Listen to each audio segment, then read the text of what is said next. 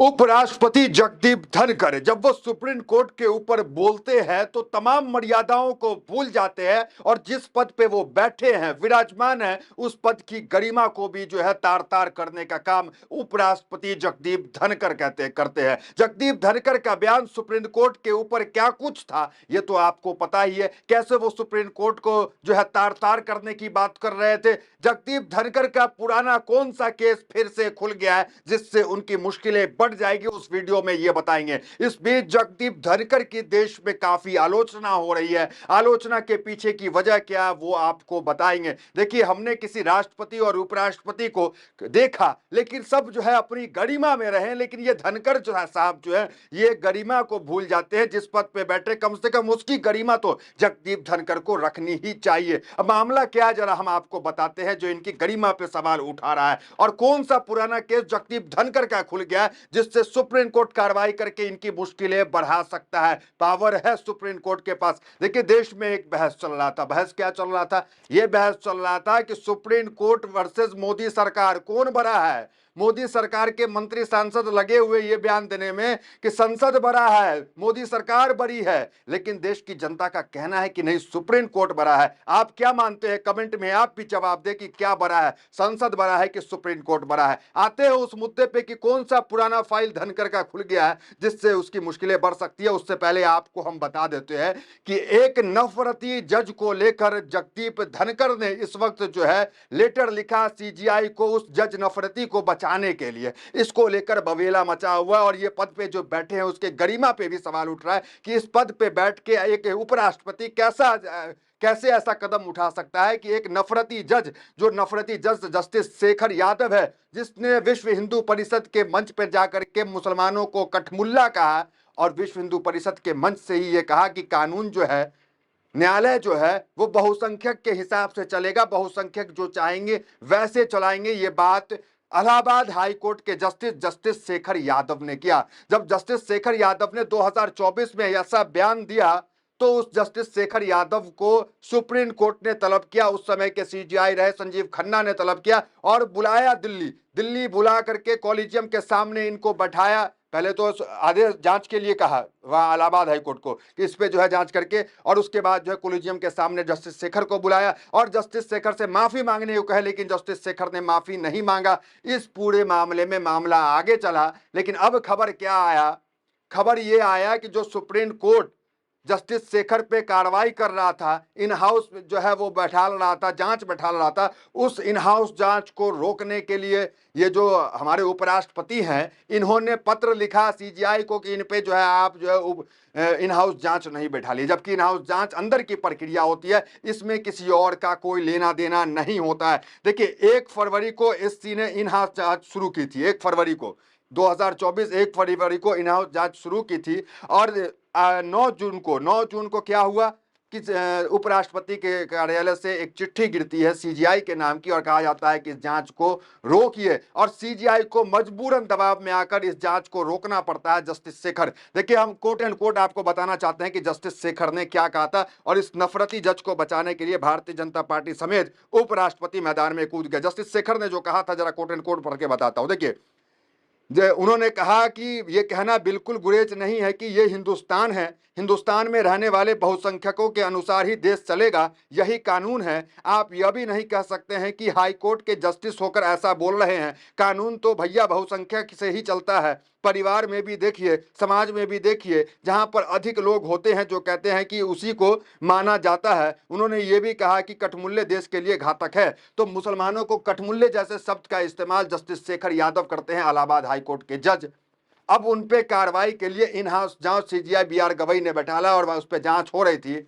इसको रोकने के लिए जगदीप धनखड़ ने पत्र लिखा और पत्र लिखा तो सीजीआई को भी मजबूरन जांच को रोकना पड़ा। अब जांच रुक गया। देखिए कैसे इस मामले को लेकर कपिल सिब्बल मैदान में उतरे और उन्होंने जो है ये कहा क्योंकि इस जस्टिस शेखर को लेकर 55 राज्यसभा सांसदों ने भी महाभियोग चलाने की बात कही। अब महाभियोग क्या होता है जरा आपको हम वो बताते हैं। देखिए, महाभियोग में 50 से ज्यादा राज्यसभा सांसदों के हस्ताक्षर लगते हैं और वो महाभियोग के लिए वो जांच में जाता है, संसद में फिर मतलब भेजा जाता है जांच के लिए। वो उपराष्ट्रपति जो वहां पे बैठते हैं वो जांच का आदेश देते हैं। लेकिन यहां पर 50 से ज्यादा सांसदों ने इस नफरती जज के लिए जिसने कठमुल्ला मुसलमानों को कहा, महाभियोग के लिए साइन करके उपराष्ट्रपति को दिया, तो उस पर कोई जो है सुनवाई नहीं की। उल्टा जो है सुप्रीम कोर्ट के ऊपर जाकर के जो उन्होंने जो इन हाउस जांच चल रहा था उसको रोकने का काम किया। देखिए, इस पूरे मामले पे कपिल सिब्बल क्या कह रहे हैं, जरा कपिल सिब्बल को सुनिए। इस वक्त कपिल सिब्बल सीजीआई बी.आर. गवई के साथ खड़े हो गए और आलोचना कर रहे हैं जिस तरीके से बीजेपी धनखड़ साहब जो है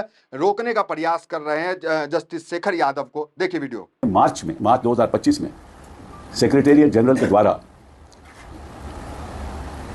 एक चिट्ठी भेजी चीफ जस्टिस ऑफ इंडिया को और वहां कहा गया कि आप इसमें आगे की कार्रवाई नहीं करिए।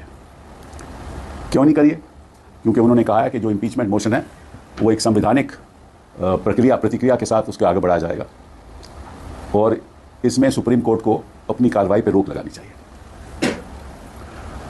अब मुझे ये समझ नहीं है कि किस आधार पर यह बात हुई। पहला सवाल तो ये उठता है कि क्या सरकार को ऐसी और क्या चेयरमैन साहब को ऐसी चिट्ठी चीफ जस्टिस ऑफ इंडिया को लिखी जानी चाहिए? जो इन हाउस प्रोसीजर है वो सुप्रीम कोर्ट का अपना प्रोसीजर है, उसका इम्पीचमेंट मोशन से कोई ताल्लुक नहीं। देखिए, इस वक्त देश में दो जज विवादों में घिरे हुए हैं। एक है जस्टिस वर्मा, जिसके कैश कांड घोटाले को लेकर जो आपने देखा कि कैश जला उनके यहां से प्राप्त हुआ, तो कैश कांड मामले में जस्टिस वर्मा इस वक्त विवादों में है। और है एक जस्टिस शेखर यादव। देखिए, जस्टिस वर्मा को लेकर के भी, जो जस्टिस वर्मा कैश कांड वाले हैं उसको लेकर भी इन हाउस जांच जो है सुप्रीम कोर्ट बैठा ली गई। लेकिन इनके खिलाफ जो इन हाउस जांच चल रहा था इसको रोकने के लिए किसी जगदीप धनखड़ ने कोई पत्र नहीं लिखा सीजीआई को कि ये नहीं कीजिए, तो इनके खिलाफ जांच चल रही है। लेकिन जो शेखर यादव है इनके खिलाफ जांच को रोकने के लिए कि जांच न हो, इनके खिलाफ जो है वो पत्र लिख रहे हैं। और क्या दलील दे रहे हैं कि ये काम जो है संसद का होता है। अगर संसद का ये काम था तो फिर जस्टिस वर्मा को लेकर के भी पत्र लिखना चाहिए कि आप जो जस्टिस वर्मा के खिलाफ क्यों बैठा रहे हैं, ये काम संसद कर लेता। तो सोचे कि एक नफरती जज जो मुसलमानों को कठमुल्ला कहे और कहे कि देश के कानून जो है वो चलेगा बहुसंख्यकों के हिसाब से, बहुसंख्यक जो चाहेंगे उस हिसाब से। तो इस तरह के जज जो है वो इस वक्त जो है विराजमान है और इनको हटाने के लिए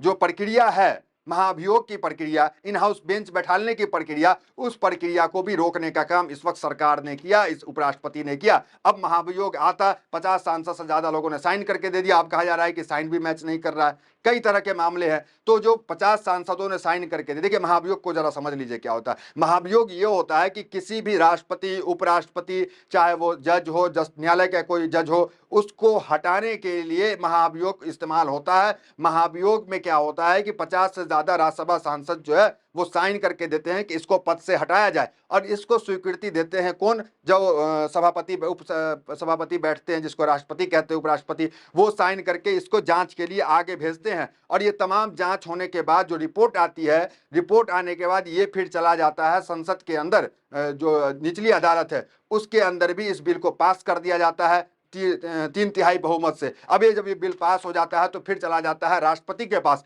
और राष्ट्रपति जो है उस जज को, उस उपराष्ट्रपति या राष्ट्रपति को हटाने का काम करता है। लेकिन यहाँ पे क्या हुआ, यहाँ पे जस्टिस शेखर को लेकर के कोई जो है महाभियोग को लेकर अभी तक स्वीकृति नहीं मिली, जांच नहीं बैठी और उल्टा कहा जा रहा है कि जो 50 सांसदों ने साइन किया उसका साइन नहीं मिल रहा है। तो कैसे बीजेपी बचा रही, इससे आप समझ सकते हैं इस नफरती जज को, और कैसे उपराष्ट्रपति बचा रहे इस नफरती जज को। तो ये तमाम चीजें चल रही है। मुद्दे पे आते हैं कि कौन सा पुराना फाइल जो है अब खुल चुका है। पुराना फाइल जगदीप धनखड़ का खुल चुका है, वो है कंटेम्प्ट ऑफ कोर्ट का मामला।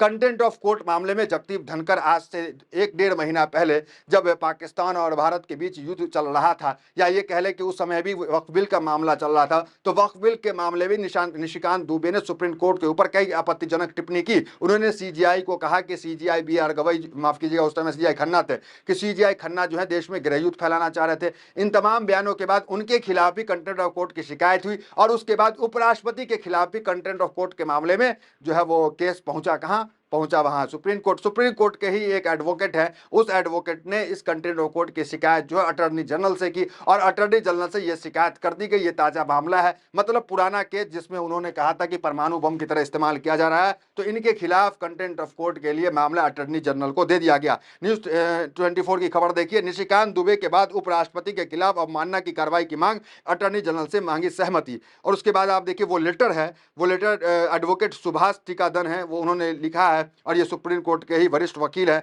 और अटॉर्नी जनरल को इन्होंने लेटर दिखा कि कोर्ट का अवमानना किया जा रहा है और कोर्ट को इस तरह से अपमानित किया जा रहा है, उपराष्ट्रपति के जरिए इनके ऊपर जो है कंटेम्प्ट ऑफ कोर्ट की कार्रवाई की जाए। तो कंटेम्प्ट ऑफ कोर्ट का कोई मामला होता है तो अटॉर्नी जनरल ही इस मामले को देखते हैं, इस मामले को जो है याचिका के थ्रू नहीं देखा जाता है। तो इनके के लिए जो है वो शुरू हो गया है। अब इस पूरे मामले पे जो मामला क्या था, आखिर क्या बोला था उन्होंने, पुराना केस क्या था, उन्होंने कहा था सुपर संसद बन रहा है कोर्ट, राष्ट्रपति के विधेयक पर फैसला लेने से समय सीमा देना गलत है, अनुच्छेद 142 को परमाणु मिसाइल बताया जा रहा है, कोर्ट ज्यादा शक्ति देता है।